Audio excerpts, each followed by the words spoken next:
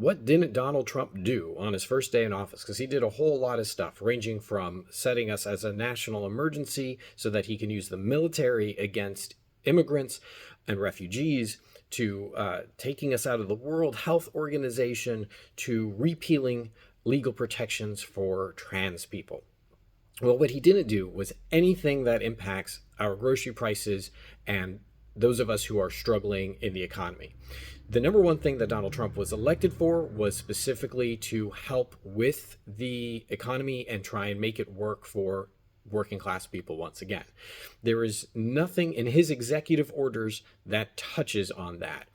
In fact, one of his executive orders could actually make it worse for the working class, because he went after the ACA. He went after Obamacare, specifically repealing part of the Biden association's actions to make it easier to access the ACA, but also repealing part of Biden's actions to try and reduce prescription drug costs. So in other words, those prescription drug costs are either going to stay where they are or go higher as a result of Trump's actions. Now, some of you are going to say, no, that's unfair, because Donald Trump did sign a memo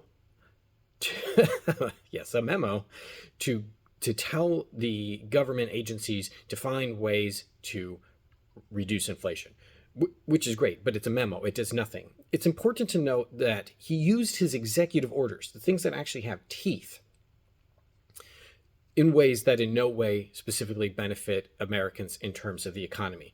I guess you could argue that since he's going after trying to make more drilling and getting us out of the Paris Climate Accords, that in theory that maybe that could somehow trickle down to the rest of us because it's going to affect energy costs.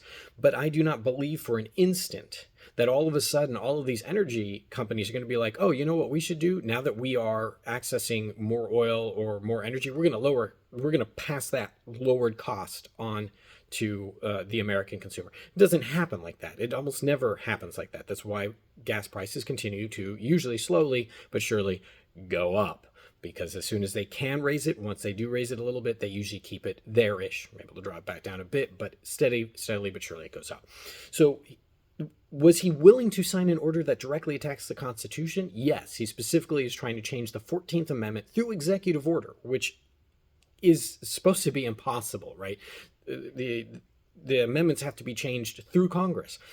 But he attacked the 14th Amendment and is trying to change the 14th Amendment with an executive order. But where's the executive orders regarding inflation? We were promised that he was, day one, going to bring grocery prices down.